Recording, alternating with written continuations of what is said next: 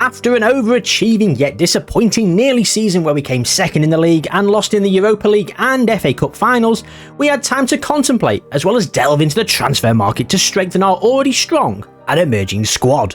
We signed youngster Didier Drogba, not quite ready for the first team but a loan or two and he might just be Premier League quality. We then strengthened our defence with the signing of left-back Atherson for £4.5 million and Thomas Ufalusi for just £64,000. We tried to add Chris at centre-back as well, but he chose Chelsea as they have a stronger squad. Seems like it then, Chris, yeah? I don't think so. We raided the relegated Everton for Danny Cadamatri, David Unsworth and Michael Ball for a combined total of just over £13 million. And then we spent our loan on German superstar or potential superstar Michael Ballack. Stipe Pleticosa, a young emerging goalkeeper with bags of potential, was bought for just £1 million, and the final signing of the transfer window was rival for Damien Duff on the left hand side, Leeds United's Harry Kewell. We siphoned plenty of money off into the wage budget and we're still heavily overspending as we wanted to clear off some of the release clauses. We have lots of transfer budget available, but for some reason we just can't shift it around. We also cleared out some of the dead wood and some of the moaners, most notably Stefan Honcho, who wants to become the highest earner at the club. Sorry Stefan, you're not worth it. Shut up and fuck off to City. The season got off to a decent start with a 2-0 win over Middlesbrough, goals for Andrei Shevchenko in the first half and Damien Duff in the second. We then lost 1-0 to Liverpool thanks to a goal from Michael Owen and then drew 1-1 with Chelsea, going ahead from John Carew but being pulled back instantly by Tor Andre Flo. Back to winning ways against Villa in a largely unconvincing 1-0 win, then we had Barcelona in the Champions League where we were humbled 4-1. It was then 3 draws in a row, a 2-2 with Leeds and a 1-1 with Villa in the Coca-Cola Cup, which we snuck the win on penalties, then a 3-3 draw with Norwich. After 6 games, we're down in 9th. Pretty dismal really, although we have only lost 1 game, it's the 3 draws that had us floundering. We have a few new signings bedding in, so here's to hoping we can kickstart getting some more wins. The drawing continued as we drew 0-0 with Parma in the Champions League. Then we scraped another unconvincing 1-0 win against Charlton this time, before we turned on the style of sorts against Ipswich, winning 5-2 with John Carew opening the scoring with a lovely dink finish, Andrei Shevchenko bagging himself a hat-trick, a couple of fabulous goals, sealing the win with a finish with a man full of confidence. Keep up the good form, lads. Oh, for fuck's sake, the Champions League is so hard! Maybe it was ambitious to say we'll win it within 5 years. Back to winning ways against Barnsley, Ronaldinho and John Carew amongst the goal scorers. Then we follow this up with a Coca-Cola Cup win, 3-1 against QPR, a hat-trick for Chris Sutton. And we made it 3 goals in 3 consecutive games as we beat Southampton 3-1. John Carew and Andrei Shevchenko on the score sheet. Chris Sutton actually scored a penalty. But the Champions League turmoil continued as we drew 1-1 with Monaco. And we kept up our high-scoring draws with Manchester United. This time it was 3-3.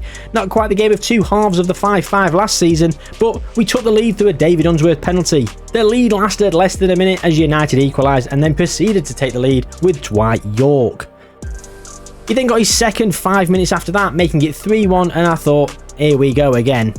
But we weren't going out without a fight. Ronaldinho just 3 minutes later clawed us back into it. We pulled it back to 3-3 at the start of the second half. Andrei Shevchenko with the goal, and that's how the game finished. 3-3, another high-scoring draw with United.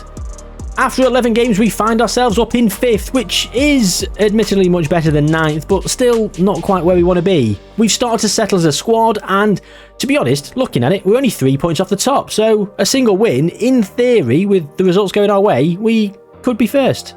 And we got back to winning ways with a 3-1 against Newcastle, then back to the Champions League, and Parma sealed our fate of finishing bottom of the group as they beat us 2-1. After the Champions League heartbreak, we bounced back against Derby with a 2-0 win before we had our final Champions League game, Barcelona. Can we restore some pride? You bet we bloody can. 6-0! 6-0! We waited until we were already confirmed to finish bottom, and then we turned up. In the following game against Arsenal, we went behind early as Emmanuel Petit opened the scoring. We pulled ourselves level with a bit of poor goalkeeping from David Seaman. His generosity continued as his wayward clearance was intercepted and we worked it to John Carew again, and he tapped it home.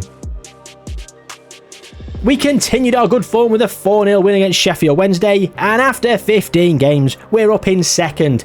Still 3 points behind United, but we've cast aside the rest of the chasing pack and we've got United firmly in our sights. The Coca-Cola Cup run continued as we disposed of Spurs 3-1. We went ahead early with a cool finish from Andrei Shevchenko, but Spurs came back into it and went in at half-time level. It took till the 73rd minute and a devilish defence-splitting pass from Shevchenko to put it on a plate for John Carew, who did not disappoint. Carew then repaid the favour for Shevchenko as he played an equally fabulous ball through, and Shevchenko lashed home off the crossbar.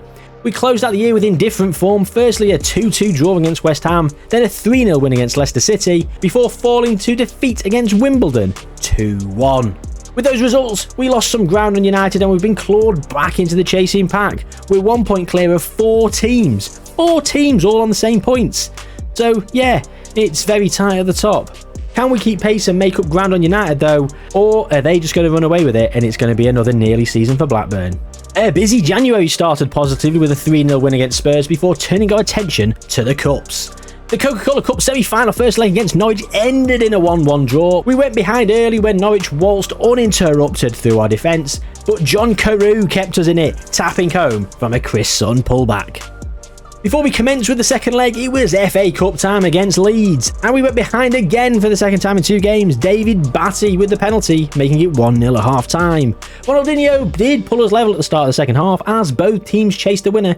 The game opened up and Matt Jansen found himself in the clear. He delivered a beautifully composed chipped finish to win us the game in the 90th minute. The Coca-Cola Cup semi-final second leg got off to a flyer as Emre fired home, giving us the advantage. 1 foot in the final, but Jason McAteer decided Llewellyn had one too many legs and decided to try and snap one off. Fortunately for Norwich, the referee was having none of it and brandished a red card and probably called the police. Their man advantage came into play almost instantly as Norwich drew level, but super sub John Carew scored twice, 2 headers, rising above everyone, scoring to take us to the final. John Carew, he's bigger than me and you, he'll probably score 1 or 2, John Carew. So good, he's got himself his own song, and we followed this up with a 3-2 win against Ipswich, but then a 2-0 defeat to Charlton, which saw us lose even more ground on United. After 21 games, we are still in second place, but the teams around us have games in hand, and we're at risk of falling out of the top 4. And after the dismal Champions League showing this season, top 4 is the bare minimum, because we simply have to redeem ourselves next season.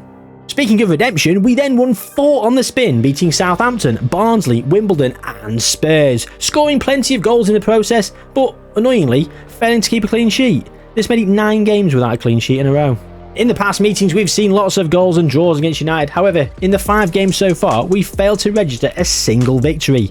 Can our fortunes change in the FA Cup today?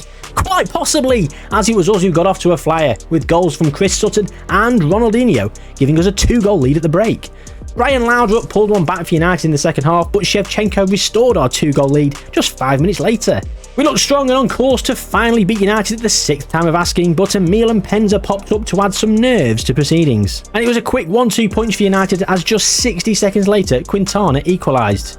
We were rocked, but managed to compose ourselves and hold on. But of course, there's last minute drama, and it unfortunately did not go our way.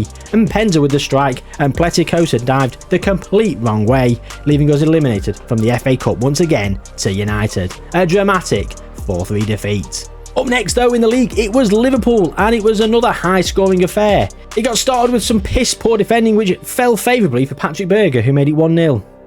We then equalised when Harry Kewell's shot was saved but fell to Ronaldinho, who mopped up the rebound.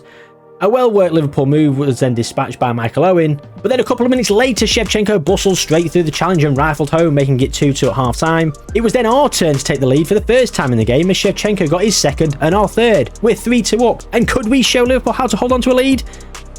No, we couldn't. It finished 3-3. And in the next game we beat Middlesbrough 2-0, which sent us top of the league because United lost to Newcastle. Despite being top, United do still have a game in hand, as do the rest of the chasing pack. But we're pulling clear in points. Is the tide turning in our favour? Being out of the Champions League and the FA Cup, we really can focus on the league. But before that, we have the final of the Coca-Cola Cup to contend with. And it was Leeds in said final. And it was a first chance at a trophy. This season, we had chances last season and we blew it. But first chance at a trophy. Shh. And it was a relatively drama-free affair as John Carew was the beneficiary of some poor Nigel Martin goalkeeping as he flapped at 2 headers. He not only completed his hat-trick in the second half, but also got his fourth. What a superstar John Carew is. No wonder he's got himself a song. Don't worry, I won't sing it again. High off the win in the Coca-Cola Cup, or on a sugar rush if you will, we followed this up with some great form, beating Leicester, West Ham and Sheffield Wednesday to close out March. We were still in first and recent results had certainly been kind to us. There is daylight between us and United, 4 points and no game in hand. It's actually in our hands now. 8 games remaining, can we do it? A dominant display against Derby as we ran out 5-0 winners before a difficult couple of games. First up, it was Arsenal and we took the lead through Andrei Shevchenko. He then turned provider, floating a wonderful crossover for John Carew to make it 2. Dennis Bergkamp pulled one back with this cross, shot, cross. Did he mean that? I'm not so sure, but we restored our 2-goal lead when John Carew's shot was saved and Shevchenko tucked away the rebound. Arsenal did score again late on, but it ended 3-2. A good win. Next it was United, and we looked set to break our winless streak against them as we took the lead through John Carew, and then 10 minutes into the second half, Andrei Shevchenko made it 2. 60 seconds later, Andy Cole pegged it back to 2-1, but with quarter of an hour remaining, we had a penalty. And we then got Troy Deeney'd as Manchester United and Schmeichel saved their penalty and proceeded to go straight at the other end and score. It finished 2-2. But a draw doesn't help United because we've both dropped points. They've not closed their gap. It's still 4 points with 5 games left. And we strolled past Newcastle 2-0, but David Unsworth missed another penalty. But this victory was massive. Firstly, United lost to Middlesbrough, which meant our lead was now 7 points with only 4 games to play. And secondly, we've also secured Champions League football for next season. In our current position, with 4 games left, anything other than winning the league would be an absolute catastrophic bottle job. Then things started to fall apart. We were held 1-1 by Aston Villa, but still 7 points clear. Chelsea in second, United and Liverpool further back, but do have a game in hand. This draw adds a few nerves to proceedings, especially as we've got Chelsea next. And speaking of that game against Chelsea, we lost 2-1. And it's United who are looking to backdoor their way to the title again. 5 points behind with a game in hand. 2 games left. It's genuinely anyone's at this point. We then fucked it against Norwich in a 2-2 draw, but Chelsea somehow managed to fuck it harder, losing 2-1 to Middlesbrough. It was also more 90th minute drama as Liverpool beat United 1-0 with a 90th minute goal. This leaves us needing only 1 point on the final day of the season against Leeds to win the title. And it was quite poetic that Leeds old boy Harry Kewell gave us the lead early on. We looked comfortable throughout, and a few minutes into the second half, Shevchenko made it 2, Reynoso made it 3 from the spot, finally someone who can take a penalty. With a quarter of an hour to go, Leeds did pull one back and it could have got a little nervy, but it didn't, thanks to big old John Carew, who characteristically headed home to restore our 3-goal advantage and secure our Premier League title. A fantastic achievement in only our second season in charge. We also managed to tick off the Coca-Cola Cup along the way, with an increase to the wage budget of £600,000 and £55 million in the transfer kitty. There will be definitely signings in the summer. We need to improve our squad to avoid further Champions League embarrassment. Speaking of the Champions League, it was our good friends United who went and won it, beating Bayern no less, a season later than in real life, and not quite in as dramatic a fashion. But then United sacked Fergie 2 days later, so there's that. So overall, a fantastic season with our young and emerging squad, but we did get embarrassed in the Champions League, so we do need to strengthen to avoid that happening again. We weren't as comfortable in the league as I'd like to have been, so yeah, there's retaining the league title, and seems a little side quest, we've got to beat United at some point. Stay tuned.